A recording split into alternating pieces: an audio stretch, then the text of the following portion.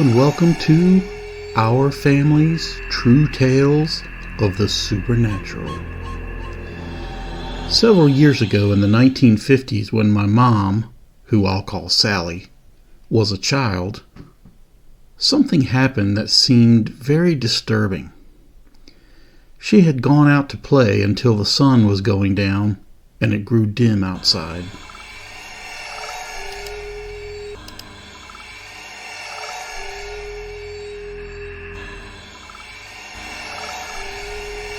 Young Sally and her friend were running around and pretending that people from another planet were trying to fly down and get them. They had been running around for a few minutes as they played this game, as if extraterrestrials were trying to get them.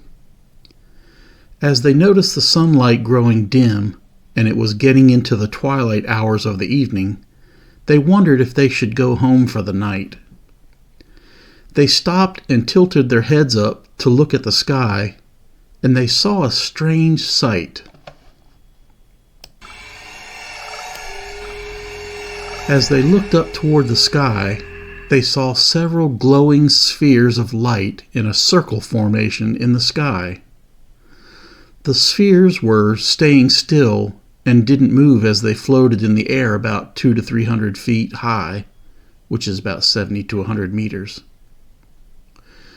Young Sally and her friend grew frightened as they saw the glowing spheres in the sky. They thought that this was a true visitation by extraterrestrials. They talked to each other, and they thought that they should go home. They thought that they would feel more safe at home with their families if this was a real ET visitation. So the girls turned and started to walk back toward their own particular homes. They tried to tell their parents what they saw, but their parents thought that they were only pretending and playing a game. They later heard that many other children in the neighborhood saw the same thing, and they went to their homes to tell their parents also. Some of the other children said they saw the glowing spheres beyond the end of the road where there was a small creek. Through the next few days, they heard that many other people in the area saw similar things in the sky.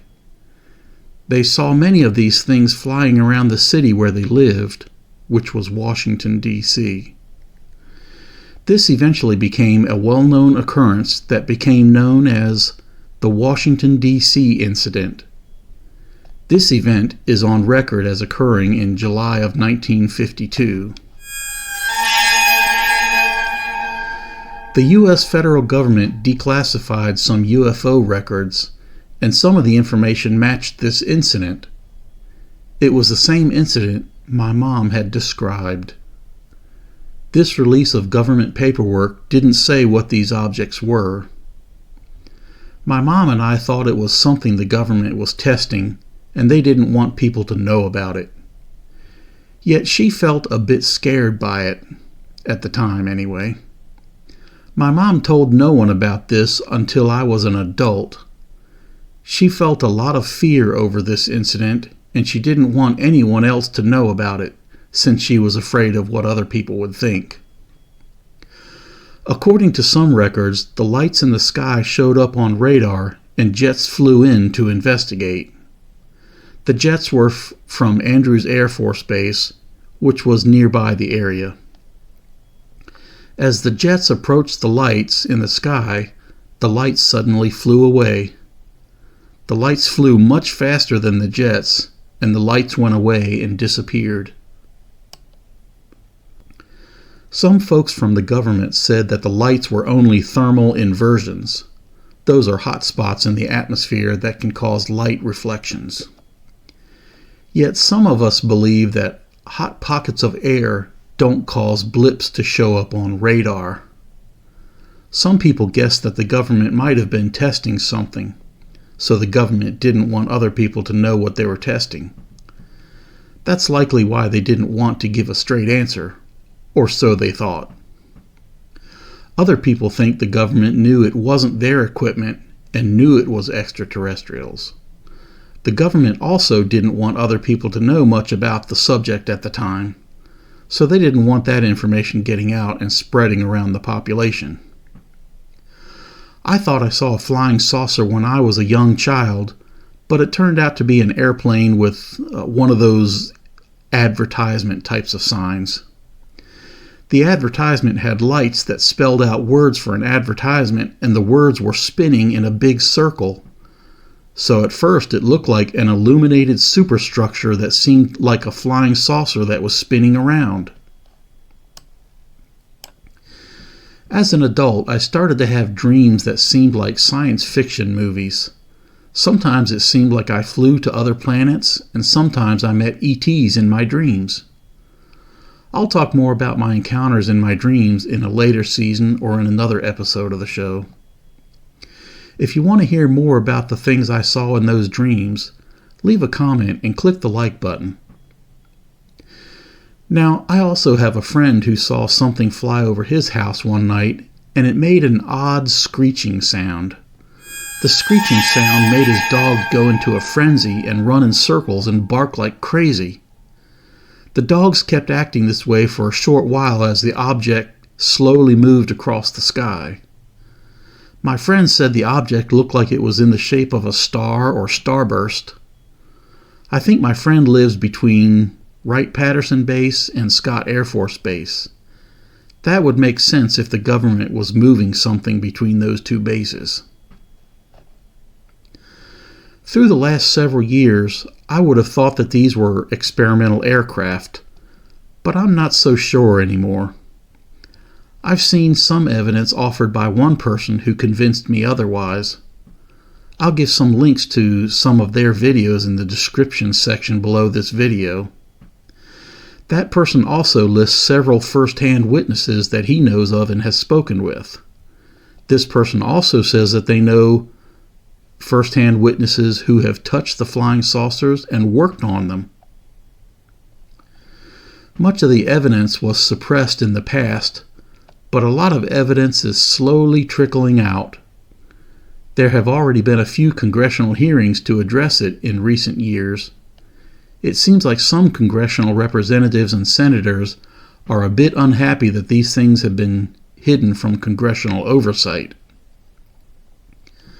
I've also heard that the so-called Project Blue Book investigations were a farce and a cover-up. I've also heard that at least 700 accounts from Project Blue Book are still held in secrecy. Those 700 cases couldn't be easily dismissed or disproved.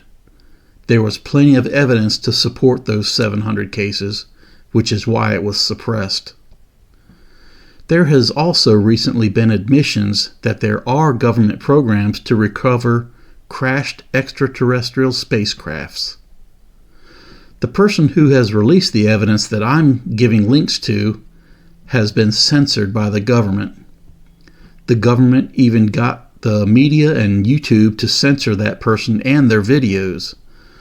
So I can't even mention that person's name, or else this video might get censored or shadow banned. Some people are also working together to prosecute these people in this so-called shadow government and their contractors under the charges of racketeering. They can be prosecuted for hiding these things from congressional oversight and for trying to make money from these things that they didn't invent. I'd also like to ask any of you folks who are watching this episode if you have ever had any of these types of experiences or seen things like this. If you have, please tell me about it in the comments section below. If you have ever seen any of these objects, please let me know about that as well. I can also report that the paranormal activity in the house where I live is increasing once again. It went dormant over the past year from about autumn of 2023 to autumn of 2024. I think it went dormant because I did some grounding, but I'm not 100% sure about that. I've been seeing a few things in the house once again. I've seen shadow figures on a few occasions. The shadow figures are usually in our dining room or kitchen. I also had a dream the other day where I saw a ghost that looked like a barely visible transparent mist. The ghost opened my bedroom door, then looked into my room, and then quickly walked away in a flash. It looked like they walked down the hallway and out of my sight. I then woke up and looked to see my door slightly ajar, so I got up and looked down the hall, but I didn't see anyone.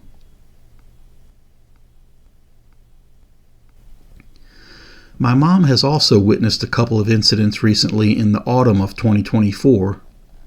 She's told me about those things that she saw, so she noticed some more activity as well, so she's another witness.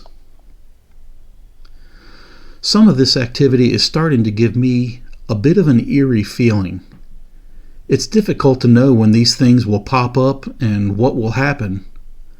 I'm currently trying to figure out some kind of words to tell these spirits if I get in a conversation with them.